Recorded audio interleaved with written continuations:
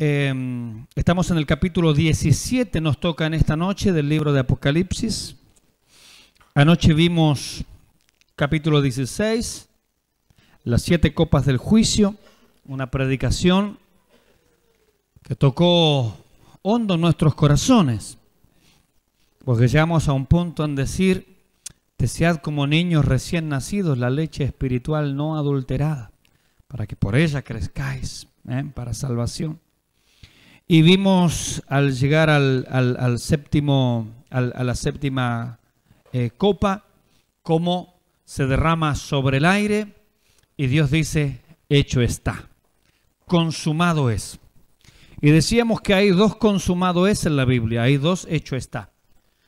Cuando nuestro Señor murió en la cruz del Calvario y cuando Él entregaba el Espíritu, Él dijo: hecho está, consumado es.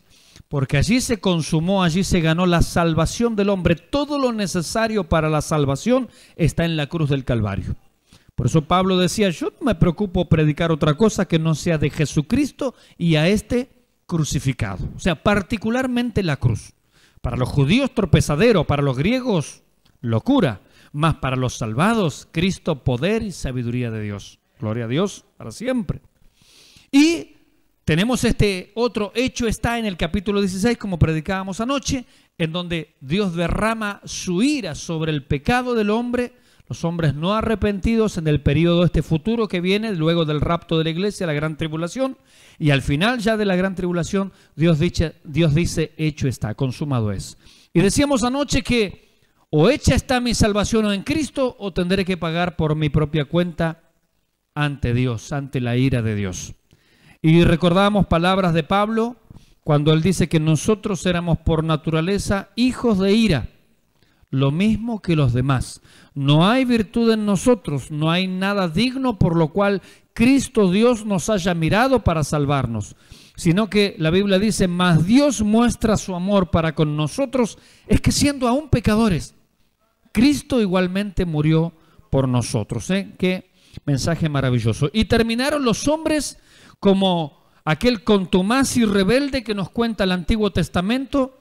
Dijimos ya para el final, en el versículo 21 del capítulo 16, que los ángeles comienzan a apedrear a los hombres con un granizo tremendo, terrible, dice del peso de un talento son aproximadamente 45 kilos, porque dijimos en el Antiguo Testamento está escrito que cuando un hijo era contumaz y rebelde se traía ante los jueces y se declaraba a este hijo contumaz y rebelde, toda la congregación lo apedreaba. Pues aquí toda la humanidad ha sido declarada contumaz y rebelde, por lo tanto, con la buena puntería que tienen los ángeles, dice que lanzaron este granizo no sobre la vegetación. Normalmente el granizo afecta a la vegetación, los árboles, ¿cierto?, la creación, sino que lo lanzaron sobre los hombres. Y dice que esta plaga del granizo fue sobremanera grande. Y terminamos luego de todo esto diciendo: y los hombres blasfemaron contra Dios por la plaga del granizo, porque su plaga fue sobremanera grande. Pero allí a la pasada nos dijo el capítulo 16, cuando dice que todas las naciones, que todas las ciudades de las naciones se desplomaron, dice: y la gran Babilonia, que entendemos que es Roma probablemente, es lo más probable, vino, dice, en memoria delante de Dios para darle el cáliz del vino del ardor de su ira. Hermanos, cuando Dios va a estar desatando las últimas copas, no sabemos exactamente en qué momento puntual y preciso, pero sí cerca del final, antes que termine la gran tribulación, también la sentencia sobre Roma se hará sentir. Y aquí en el capítulo 17, justamente uno de estos ángeles que derraman las copas de ira, le van a explicar a Juan: mira, así será la sentencia por esto y por aquello. Viene la sentencia sobre un sistema religioso que se ha corrompido. Un sistema religioso que ha, sido poderoso y dominante sobre todo el mundo prácticamente, pero sin embargo Dios le da la sentencia. Capítulo 17, versículo 1 dice la palabra del Señor: vino entonces uno de los 7 ángeles que tenían las 7 copas y habló conmigo diciéndome: ven acá y te mostraré la sentencia contra la gran ramera, la que está sentada sobre muchas aguas. Hermanos, qué contraste que se hace, por ejemplo, cuando en el capítulo 12 nos habla de Israel y nos habla de una mujer coronada de 12 estrellas con la luna bajo sus pies, y cómo Dios la preserva, cómo Dios la guarda. Eso representa a la nación de Israel.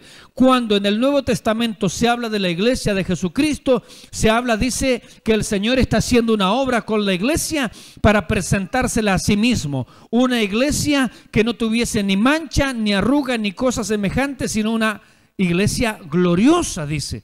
Y cuando también se habla de la iglesia, se habla como la novia del Cordero, la desposada, como aquella, ese conjunto de creyentes que es la iglesia, ¿cierto? Que han sido redimidos, que han sido lavados con la sangre de Cristo. Sin embargo, aquí está hablando de una, no solamente, quiero ser claro en esto, no solamente de una iglesia, principalmente de una iglesia.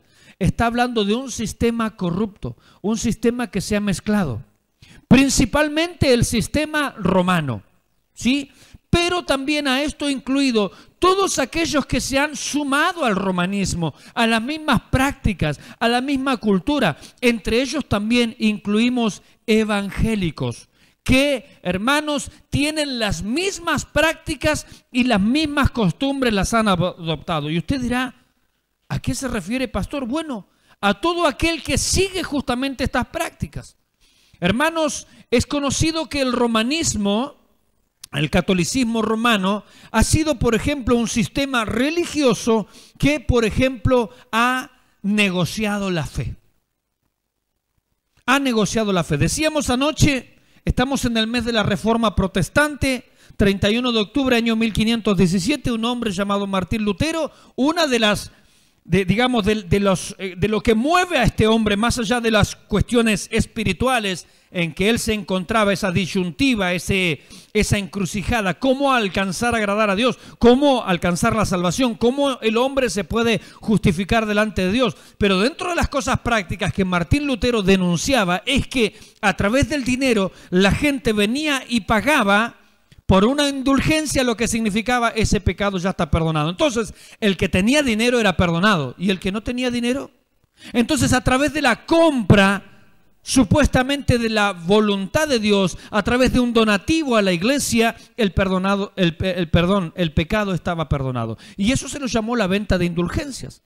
Pero en este tiempo también algunos han copiado estos sistemas y a través de la mercadería del evangelio, el que da más es más bendecido, por ejemplo, se está haciendo justamente una indulgencia evangélica. Dios te va a bendecir rápidamente, tus respuestas, las respuestas a tus oraciones van a tener más efectividad si tú más das para la causa supuestamente de Dios. Y este, mis hermanos, es un sistema corrupto. Porque Dios condena absolutamente en el Antiguo y en el Nuevo Testamento el cambio de favores por dinero. Es condenado esto por donde usted mire la Biblia. Podríamos enumerar muchos pasajes donde Dios condena justamente. No se mezcla la fe con el dinero. Una cosa es lo que Dios ha establecido, por ejemplo, el sistema de ofrendas. Esto lo ha establecido Dios, no lo ha establecido el hombre. Entonces nosotros vamos a actuar y vamos a movernos de la manera que Dios ha establecido, pero no a inventar nuestro propio sistema para beneficio nuestro personal. Entonces, en cuanto a este sistema religioso, la Biblia lo llama no una mujer adúltera, sino directamente una ramera. O sea, una mujer que nunca ha tenido marido y que desde siempre ha traficado con las cosas del Señor. Dice particularmente de esta mujer, que es una representación, es un símbolo, dice la que está sentada sobre muchas aguas. Más adelante nos va a decir que estas aguas significan muchedumbres de pueblo, naciones, tribus, lenguas, lugares donde esta religión y los que se comportan como tales han tenido grandes dominios. Yo quiero, insisto, hermanos, en esto, no simplemente marcar un sistema porque si no parecería que, bueno, los de un lado están mal y los que estamos del otro lado estamos bien. No, de este lado también tenemos muchos corruptos. De este lado, lamentablemente, tenemos mucha gente que también se ha vendido al negocio de la fe y hoy trafican la fe y hoy hacen de los creyentes, como dice la Biblia, simplemente mercadería. Y dice: la que está sentada sobre muchas aguas, versículo 2, con la cual, escuche bien, han fornicado ¿quiénes? Los reyes de la tierra.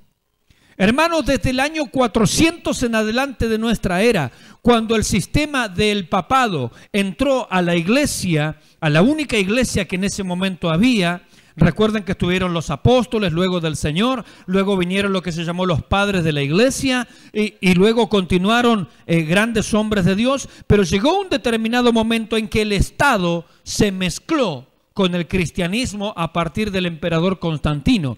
Y allí comenzó la decadencia y el problema en la iglesia. Cuando la iglesia se mezcló con la política, cuando la iglesia se mezcló con el gobierno, cuando la iglesia se mezcló con el Estado, allí comenzó la verdadera decadencia de la iglesia. Y comenzó un sistema nuevo, que es el sistema del papado, cosa que en la Biblia no está registrado absolutamente en ningún lado. Como decíamos el otro día en predicaciones anteriores, esto de el sumo pontífice en realidad era un título que se le daba al emperador romano. Los emperadores romanos, ellos tenían el título de sumo pontífice, que hoy ostenta desde el año 400 en adelante justamente los papas. Y decíamos que sumo pontífice significa el puente más alto para llegar a Dios, cuando la Biblia dice que el único camino a Dios es Jesucristo. Cuando la Biblia dice claramente, y Pedro dice que no hay otro mediador entre Dios y los hombres, sino solamente Jesucristo. Pero sin embargo el hombre se ha constituido a sí mismo, y esto es un título blasfemo, en el sumo pontífice entre Dios y los hombres. Y dice que los reyes de la tierra, porque a partir de que se instauró el sistema del papado, ¿qué rey ascendió en Europa que no haya sido bajo la imposición de manos del Papa? Ninguno. Absolutamente ninguno. En Francia, en Inglaterra, en Alemania, en Italia, en cualquier lugar, cualquier emperador, cualquier rey que ascendía al trono, primeramente tenía que ser ungido, tenía que ser impuesta en las manos por el Papa. Por lo tanto, este sistema se convirtió en aquel que dominó al mundo. En la época de Martín Lutero, de la Reforma Protestante, a Martín Lutero se lo llama a retractarse de lo que él estaba predicando. Como él no se retracta, se mandó la captura, por así decirlo, internacional de Martín Lutero. ¿Y cuántos otros creyentes después, en la llamada Contrarreforma, murieron en la hoguera por no retractarse de su fe, por predicar la Biblia es la única autoridad, por predicar somos salvos solamente por la fe, por predicar solamente la gracia de Dios es suficiente, por predicar Jesucristo es el único medio, es el único camino al Padre, y por predicar que solamente a Dios se le debe dar la gloria? Son los 5 puntos que predicaron los reformadores en aquellos años. Y esa predicación que hoy nos parece normal, cualquier iglesia evangélica enseña eso. Sin embargo, en aquellos tiempos costó la vida de muchos predicadores a través de toda Europa. Muchos cruzaron en aquella época el océano Atlántico simplemente buscando escapar. Acuérdese que América es descubierta, entre comillas, ¿no?, en el año 1492, pues acá estamos hablando de 1517 en adelante. Ya los viajes a América se hacían y después comenzó toda la conquista de América Central, primeramente América del Norte y por supuesto también América del Sur. Hermanos, y dice con la cual, versículo 2, han fornicado los reyes de la tierra, quien no se enriqueció a través de este sistema. Dice, y los moradores de la tierra, los que no eran reyes, dice, se han embriagado. No dice se han enriquecido. Unos fornicaron con ella, o sea, se aprovecharon, se valieron del oro, de la plata. Toda la riqueza de América, mis hermanos, la de los conquistadores, fue justamente a parar a las coronas españolas, portuguesas, y de allí, por supuesto, a este sistema papal, a este sistema religioso en el cual tenía dominio. Acuérdese que en aquellos años, por ejemplo, en España, los reyes católicos eran los que dominaban, los cuales salieron salió Cristóbal Colón, entre otros, ¿no? Con la venia de ellos. Entonces todas las riquezas en definitiva fue a parar para aquellos lugares. Dice, y los moradores, los practicantes de esta religión, los practicantes de este sistema se han embriagado. O sea, la palabra es literalmente entontecidos. Porque un ebrio razona, es dueño de sus actos, puede ser dueño de sí mismo, puede estar en su cabal juicio. Sin embargo, fíjese qué palabras usa la Escritura: se han embriagado, se han entontecido, se han quedado aturdidos, bebiendo, ingiriendo espiritualmente, o sea, aceptando estas doctrinas, estas prácticas. El hombre se ha embrutecido, es lo que dice la Biblia. El hombre se ha entontecido. Fíjese si no es verdad.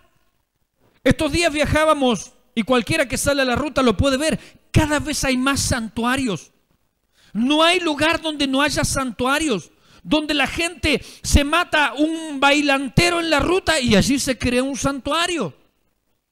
Pero ¿qué dice la religión oficial del país acerca de esto? Nada, porque todo es bienvenido, todo es aceptado. ¿Qué dice la religión oficial acerca de esto? Los evangélicos decimos, eso es idolatría, es contrario a la palabra de Dios, es quebrantar uno de los 10 mandamientos que dice, no te harás ídolos. El segundo mandamiento dice, no te harás ídolos, no te harás imagen de lo que esté arriba en el cielo, ni abajo en la tierra, ni debajo de la tierra, no te inclinarás a ellas ni las honrarás. Pero ¿qué dice la religión oficial acerca de esto? ¿Qué dice Roma acerca de esto? Nada, porque ellos lo hacen, y no solamente lo hacen, lo promueven y aceptan y le dan la bienvenida a toda esta idolatría. Hoy tenemos santuario a Gilda, tenemos santuario a Rodrigo, tenemos santuario a la difunta Correa, tenemos santuario a lo que se nos ocurra, hasta a un ladrón, un gaucho ladrón llamado el Gauchito Gil, tenemos santuarios por todos lados. ¿Qué dice la religión oficial acerca de todo esto? Nada. Es bienvenido todo. Todo es bienvenido. Es bien sabido, mis hermanos, que cuando en estos cultos, por ejemplo, africanistas propios del Brasil, los chamanes, la gente esta que hace estos rituales, simplemente basta con que ellos pongan una imagen de una virgen allí y seguimos para adelante.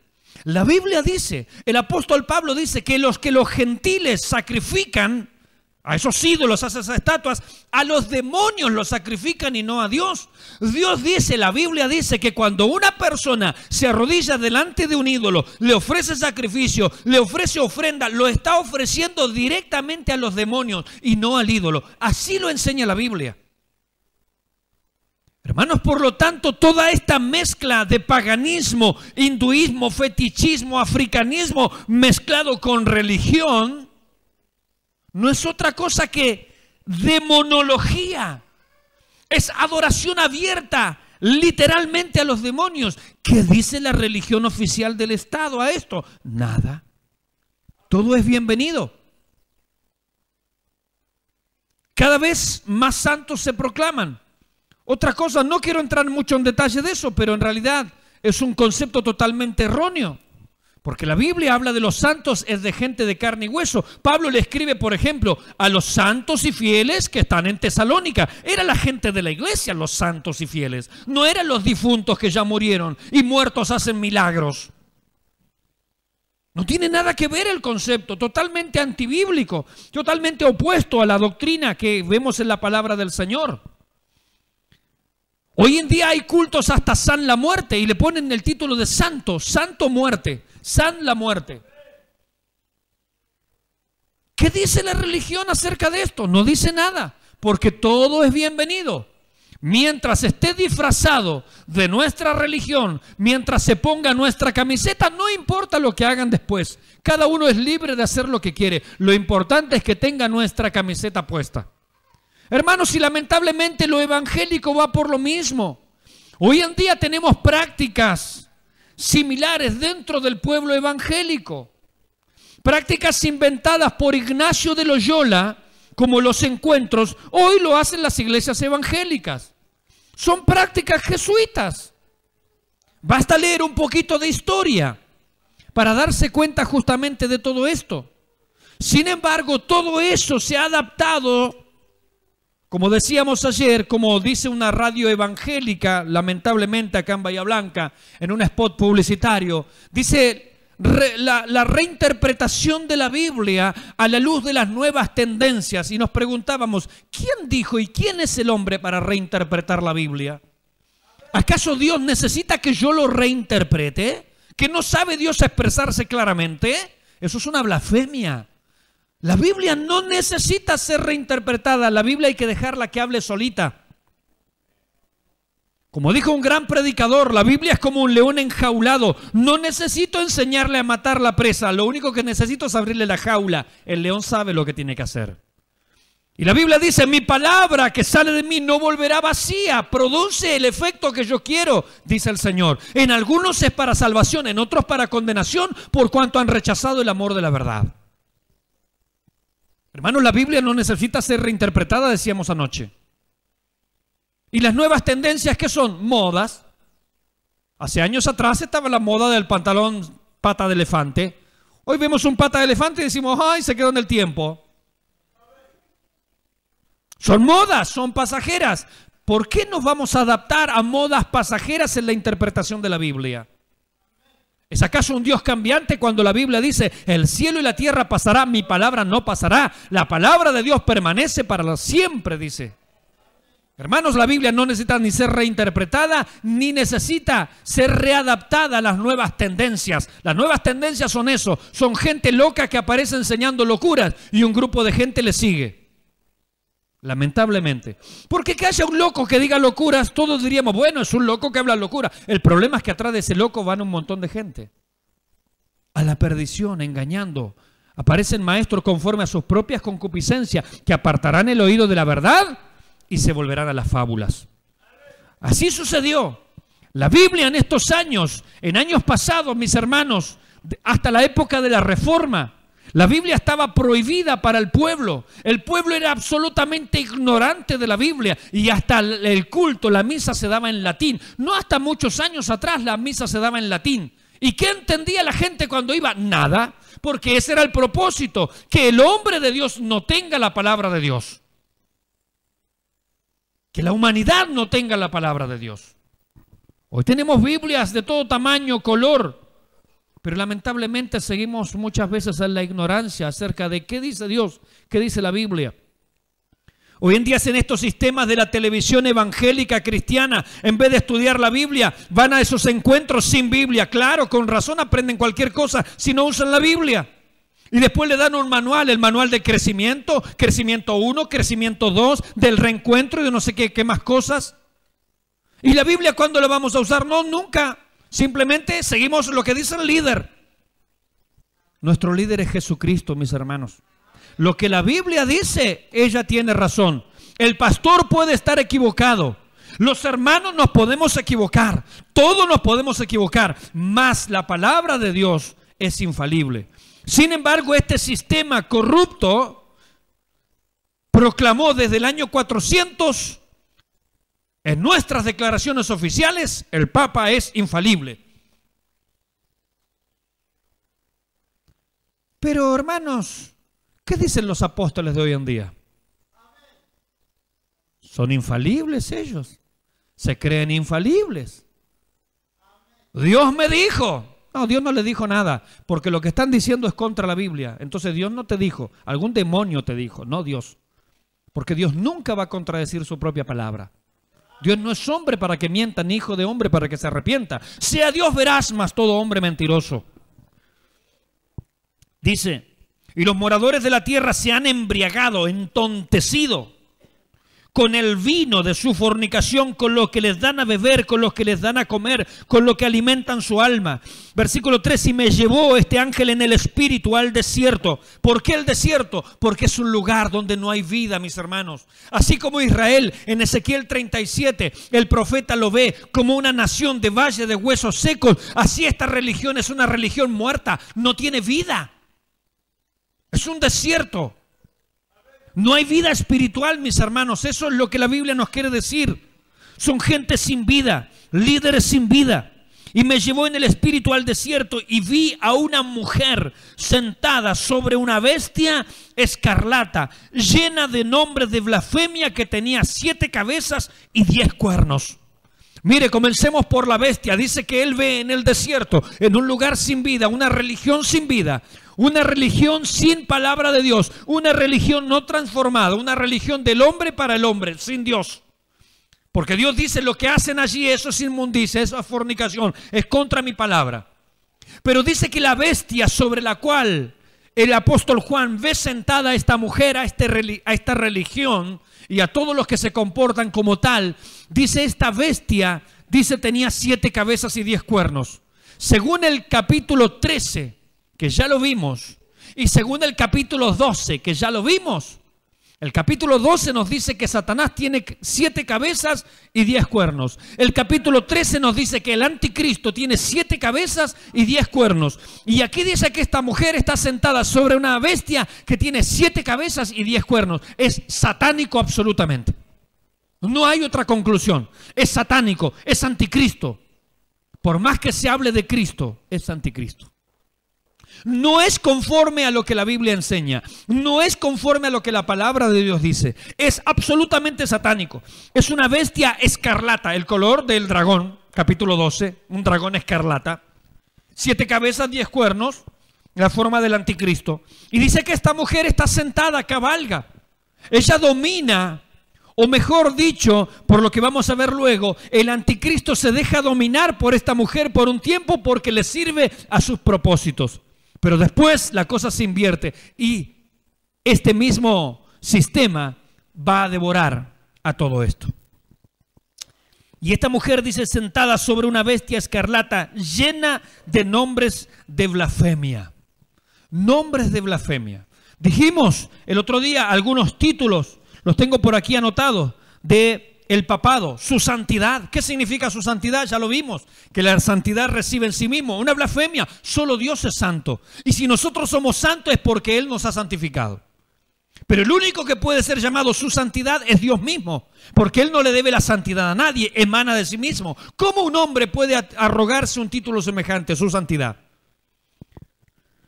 ¿Cómo alguno puede arrogarse el título Santo Padre, Sumo Pontífice, el puente más alto?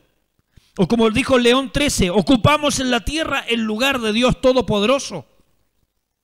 ¿Quién es el hombre para decir semejantes barbaridades, blasfemias? Pero no solamente esas blasfemias, dice que esta mujer estaba llena de nombres de blasfemias. Hermanos, ¿cuánto santoral hay? ¿Cuánta adoración, por ejemplo, de la misma María? Que si bien en su momento ella fue una mujer bienaventurada porque fue elegida por Dios para el nacimiento virginal de nuestro Señor Jesucristo, pero después llegó una vida común y corriente. Yo no estoy diciendo que ella se entregó licenciosamente al mal camino, no. Fue una mujer piadosa sin duda, pero como cuántas otras mujeres piadosas hubieron en toda la historia bíblica. Hermanos, pero cuántas invocaciones a María. En el Ave María, Santa María, Madre de Dios. Dios no tiene madre. Dice, ruega por nosotros pecadores. No hay nada que hacer. El único que puede rogar por nosotros es nuestro Señor Jesucristo, porque Él es el sumo pontífice. Él es el único mediador. No hay otro mediador. No hay otro camino, no hay otra forma. O es a través de Jesucristo o a través de nadie. Sin embargo, se ha enseñado que esta mujer ruega por nosotros, pecadores, ahora y en la hora de nuestra muerte. Amén. Y etcétera, etcétera. Hermanos, se ha hecho de una mujer que fue piadosa, no ponemos en duda eso. Pero se ha hecho de una mujer el camino a la salvación.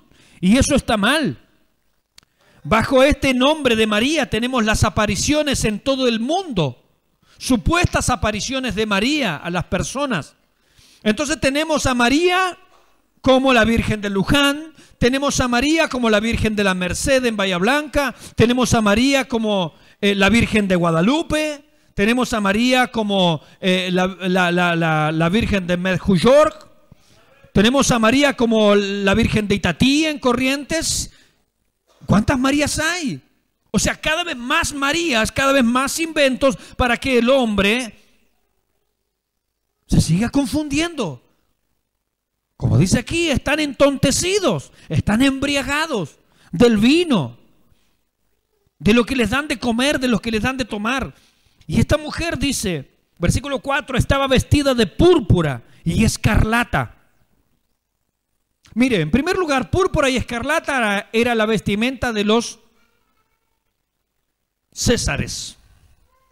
Los emperadores romanos se vestían, en la historia, hasta esto basta leer un poquito de historia, de púrpura y escarlata. Hermanos, y la pregunta es, ¿todo este sistema de qué color se viste? De púrpura y escarlata. Cuando se habla de los cardenales se dicen los purpurados. Púrpura y escarlata. El mismo color de los emperadores romanos, y aquí dice, se viste de púrpura y escarlata. Así está, hasta los mismos colores. Y adornada, o sea, exhibe, tiene adornos de oro, piedras preciosas, de perlas. Y tenía en la mano un cáliz de oro, una copa de oro. ¿Llena de qué? De abominaciones y de la inmundicia de su fornicación. Hermanos, este sistema es un sistema rico. Y lamentablemente hoy también muchos predicadores evangélicos quieren hacerse ricos a costa de la fe. Quieren vestirse de púrpura y escarlata. Se adornan de joyas, de piedras preciosas, hasta guardaespaldas tienen. Se enriquecen. Proclaman ser reyes y sacerdotes. Su palabra hoy, que nadie la ponga en duda, por favor, porque eso es blasfemia. No se puede poner en duda a los predicadores de hoy en día, por favor. Y dice que esta mujer tenía un cáliz, una copa de oro llena de abominaciones y de la inmundicia de su fornicación, es lo que dan a beber. Versículo 5, y en su frente, aquí grabado un sello, así como los hijos de Dios fueron sellados, como los 144,000 fueron sellados, hermanos, así como los adoradores y seguidores de la bestia fueron sellados, dice que esta mujer también está sellada. Y tiene un sello aquí escrito en la frente, aquí en su mente, lo que ella piensa, lo que ella es, lo que ella siente, lo que ella proclama. Dice un nombre en su frente escrito, dice un misterio. ¿Cuál es el nombre? Babilonia la Grande, la madre de las rameras y de las abominaciones de la tierra. Qué nombre terrible para tener. Y esto es lo que Dios ve. Hermanos, por eso los que amamos la palabra de Dios no debemos entrar en estas corrupciones modernas, ni las que están de un lado, ni las que de este lado también se están levantando. Dios nos libre de todo eso, mis hermanos. Porque Dios ve esto simplemente como el producto de Babilonia la Grande, que es la madre de las otras rameritas. Hoy tenemos rameritas evangélicas también. Tenemos rameritas en China, tenemos rameritas en India, tenemos rameritas en África, ahora tenemos rameritas evangélicas también. Y estoy hablando de enseñanza, ¿me entiende usted? De doctrina ramera, doctrina corrupta, sucia, inmunda, según lo que Dios ve. ¿Quién es la madre? Allá tienen la madre. ¿De dónde lo aprendieron? De allá. El G12, ¿de dónde lo trajeron? De allá. Aprendieron de ahí. De toda esa abominación, de todo ese ocultismo, de todo eso mezclar las cosas paganas con las cosas de la Biblia. ¿Y por qué dice un misterio? Porque básicamente Babilonia, y ahora estoy hablando de Babilonia, la ciudad real, la ciudad que existió una vez, esa Babilonia fue la que comenzó, de allí comenzaron la cuna de todas las religiones de este mundo. Quiero leerles brevemente, esto está tomado de un libro que se llama Babilonia, cuna de las falsas religiones. Y dice este autor, muy interesante lo que dice, cito, vamos al período pasado poco después del diluvio. En aquellos días el hombre comenzó a emigrar desde el oriente y aconteció, dice la Biblia, que al ir viajando al oriente hallaron una llanura en la tierra de Sinar y se quedaron allí a morar. Génesis capítulo 11, versículo 2. Sigo leyendo. Fue en esta tierra de Sinar que la ciudad de Babilonia fue construida, y esta tierra se llegó a conocer más tarde como Babilonia y aún más adelante como Mesopotamia. Aquí los ríos Tigris y Éufrates habían almacenado ricos depósitos de tierra que podían producir grano en abundancia.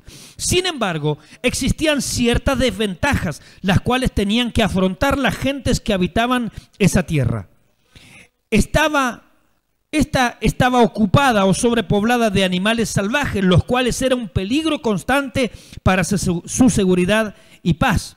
Cualquier persona que pudiese proporcionar protección contra estas bestias salvajes recibiría gran clamor de parte de su gente.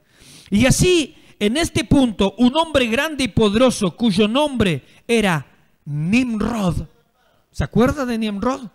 Que la Biblia dice poderoso cazador delante de Jehová. El nombre Nimrod significa rebeldía. Eso es lo que significa Nimrod, el que edificó Babilonia. Apareció en escena. Se hizo famoso como un gran cazador de bestias salvajes. La Biblia dice, y Cus engendró a Nimrod. Este comenzó a ser poderoso en la tierra. Fue un vigoroso cazador delante de Jehová, por lo cual se dice, así como Nimrod, vigoroso cazador delante de Jehová. Génesis 10, versículos 8 y 9. Estos versículos contienen un significado muy importante, el cual es raramente notado. Es el hecho de que Nimrod fue un poderoso cazador, lo cual le hizo famoso dentro de aquellas gentes primitivas. Como declaran las Escrituras, se volvió poderoso en la tierra. Era un líder famoso en los sucesos del mundo. Nimrod era tan poderoso y tan grande la impresión que causó en la mente de los hombres, que el Oriente está lleno actualmente de tradiciones de sus extraordinarias proezas. Esto lo cita un autor. Sigo leyendo. Habiendo obtenido gran prestigio entre las gentes, Nimrod estableció un sistema para obtener mejor protección. En vez de pelearse constantemente con las bestias salvajes, ¿por qué no organizar a la gente en ciudades y rodear estas de murallas para resguardarse? Entonces, ¿por qué no organizar estas ciudades en un reino y escoger un rey para que reine sobre ellos? Este fue el pensamiento de Nimrod, porque la Biblia nos dice que organizó dicho reino. Y dice, y fue la cabecera de su reino Babel, Erech, Akkad, Calne, en la tierra de Sinar. Génesis 10:10. Y así el reino de Nimrod fue establecido como el primer reino mencionado en la Biblia. Todos estos adelantos hechos por Nimrod parecieron haber sido buenos, pero Nimrod fue un reinante no temeroso de Dios. La Escritura dice que era poderoso. No solamente indica que se hizo famoso y poderoso políticamente, sino que la expresión también tiene un significado hostil. Esta expresión viene del hebreo Gibor, que significa tirano, mientras que el nombre Nimrod significa rebeldía. Como lo dice la enciclopedia judía, Nimrod fue aquel quien hizo a la gente rebelarse en contra de Dios. Esta misma naturaleza rebelde de Nimrod puede verse también en la expresión que era un poderoso cazador ante de Jehová. La palabra ante en este caso también denota un significado hostil. En otras palabras, Nimrod se estableció ante Jehová. La palabra ante como traducción de la palabra hebrea significa contra Jehová. Pero no solamente estaba Nimrod contra el verdadero Dios, sino que también era un sacerdote de idolatría diabólica y de atrocidades de la peor clase. Finalmente Nimrod, el rey sacerdote de Babilonia, murió. De acuerdo a las leyendas, su cuerpo fue cortado en pedazos y quemado, y los pedazos fueron enviados a varias áreas. Prácticas similares se mencionan en toda la Biblia. La muerte de Nimrod fue lamentada por la gente de Babilonia, pero aun cuando Nimrod había muerto, la religión babilónica, en la cual él tuvo una parte tan prominente, continuó y se desarrolló aún más bajo el liderazgo de su esposa. Leo un poquito acerca de su esposa y termino la cita. Después de la muerte de Nimrod, escuche bien, su esposa, la reina Semiramis, lo proclamó como el dios solar. Más tarde, cuando esta mujer adúltera e idólatra dio a luz un hijo ilegítimo, proclamó que su hijo, llamado Tamuz, no era más que el mismo Nimrod que había renacido, se había reencarnado. Ahora la reina madre, Semiramis, la madre de este niño Tamuz, sin duda que había escuchado la profecía de la venida del Mesías, que nacería de una mujer, pues esta verdad era muy conocida desde el principio. La reina Semiramis, como un instrumento en manos de Satanás, proclamaba que su hijo fue concebido de una forma sobrenatural y que él era la semilla prometida, el Salvador del mundo. Así pasa en todas las religiones. Se puede seguir leyendo más, no lo voy a hacer ahora. En todas las religiones, y podemos nombrar un sinnúmero de lugares donde esta representación de una mujer con un niño en brazos está en todas las culturas y religiones. Esta madre babilónica era conocida como Afrodita o Ceres por los griegos, Nana por los sumerios y como Venus o Fortuna por los devotos en los viejos días de Roma. Su hijo era conocido como Júpiter. Por algún tiempo, Isis, la gran diosa, y su hijo Iswara han sido venerados en la India, donde se han erigido grandes templos para su culto. En Asia, la madre era conocida como Cibeles y su hijo Deois, pero no tomando en cuenta su nombre o lugar, era la esposa de Baal, la reina virgen del cielo, que dio frutos sin haber concebido. Una imitación justamente del nacimiento del Señor Jesucristo. Toda esa concepción babilónica de una madre, de un niño en sus brazos, pasa directamente después con el tiempo a esta religión católica. Y que tenemos figuras de María por todos lados con un niño en brazos. Y dice versículo 6, y vi a la mujer ebria. ¿De vino? No. Ebria de la sangre de los santos y de la sangre de los mártires de Jesús. Y cuando la vi, quedé asombrado con gran asombro. Y el ángel me dijo, ¿por qué te asombras? Yo te diré el misterio de la mujer y de la bestia que la trae, la cual tiene las 7 cabezas y los 10 cuernos. Hermanos, para ir terminando por el día de hoy, porque sé que tenemos un social luego por el día de las madres, Dios bendiga a las hermanas mamás. Dice que Juan, al ver esta imagen, se queda asombrado. ¿Por qué se queda asombrado? En la época que Juan ve esta visión, este sistema no existía. Y en Roma simplemente estaba el emperador. De hecho, Juan está aquí preso en la isla de Patmos cuando recibe esta visión. Fue puesto preso por el emperador Domiciano. Domiciano lo envía allí a prisión. Entonces él dice, ¿cómo puede ser que esta ciudad, que esta mujer que representa esta ciudad haga todas estas cosas? Porque Dios le está mostrando cosas que van a venir a futuro. Dentro de 300 años después va a comenzar justamente todo esto que hoy nosotros vemos. Y él dice, quedé asombrado. Para la próxima predicación, mis hermanos, seguiremos analizando este pasaje que va a desembocar en el capítulo 18, donde se nos explica cómo le llegó o cómo le llegará la ruina justamente a todo este sistema y a todo los que se suman a este comercio de la fe. Básicamente el capítulo 17 lo que nos hace es presentar el sistema religioso, pero en el capítulo 18 nos va a presentar el comercio y la gran ganancia que este sistema religioso ha obtenido en el mundo, haciendo esclavos a las almas. Hermanos, le damos la gloria al Señor.